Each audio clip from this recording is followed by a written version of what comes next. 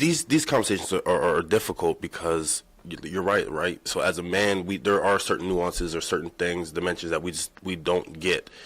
But I think a lot of men are confused about what place they should be taking in this conversation, and that's why it was a good point you brought up about having daughters, right? Like, how does that conversation look? Are you just not supposed to say anything? Yeah, you know what I mean. So, but again, some people may say that's missing the point. I think a lot of times men just don't know where to insert themselves in the conversation. Right.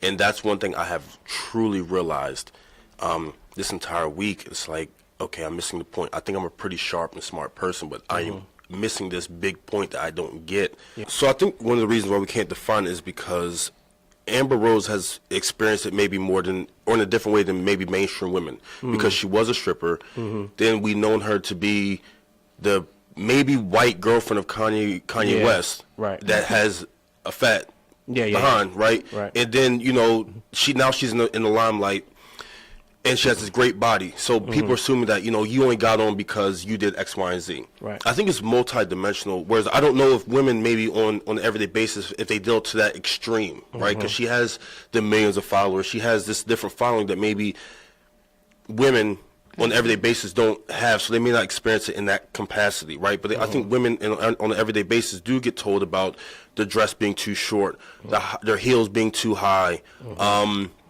looking sexy. It's a lot of different pieces that go into the slut shaming thing. I think to your first point is that there is a conversation that men should be able to have with women.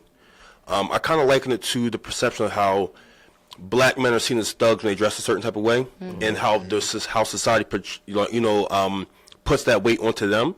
Pull your pants up. Well, I can have my pants hanging down and still have 3 college degrees, still make a certain amount of money, and still speak with vernacular, whatever. Right, my vernacular is on point. Right.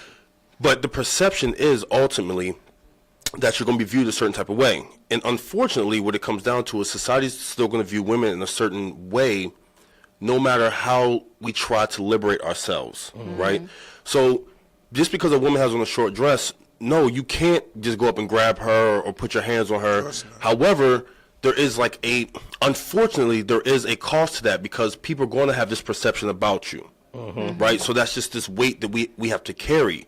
I think we should have a standard. We should tell our young men, our other, counterparts, no, you have to respect. Like, respect is the biggest piece that's been going around, period.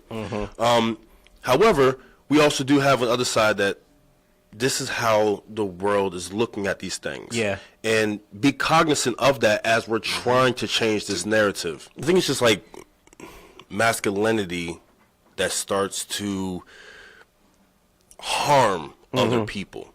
Right? Masculinity are just traits that make up, stereotypically that made of men. But I think that's when those traits start to become external and start to oppress other people. I think that's where it comes from. And again, I don't know who makes up these words. Yeah. Because I think they get paid for that. Because I think something I heard like massage noir was about. I never even heard of that before. This week.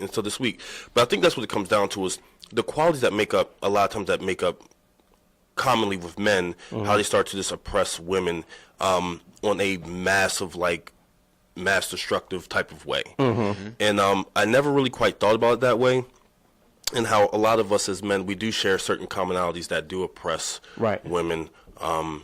And so I guess, again, I just never took the tag word for it, but I think that's what it comes down to, is these shared qualities that we may have, and how they leak into society and plague the entire water source. I think that we have to remember that masculinity in itself are just traits, they're qualities.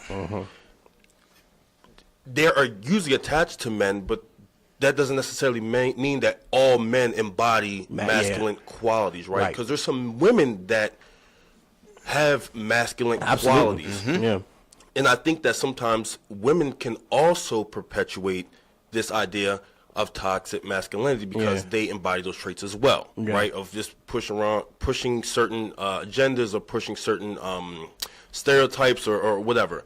So I think that as men, we do tend to take it a little heavy because it's like you're speaking about men exclusively and you're putting us all into this box. Yeah. I know that, you two were raised to view women a certain way. Yeah. I was raised also, but there's been times I have done things that contribute to possibly to bad behavior that have made women feel uncomfortable, right? I've checked myself on it, essentially. And I think through experience and through education and maturity, I've been like, damn, that was really whack of me, right? But at one time I did do that.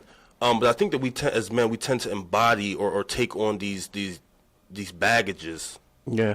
Is that even a word? It's all good as a word today. Yeah, you're making it work. Yeah. These baggage. You just got to sell it confidently. Right. No, you're right. Yeah, there you go. We take on this baggage, and I think that, that those true conversations need to start happening of actually what masculinity even means. Because I think if you ask people what's masculinity, they would just be like, well, that's men. Yeah, exactly. But that's not true.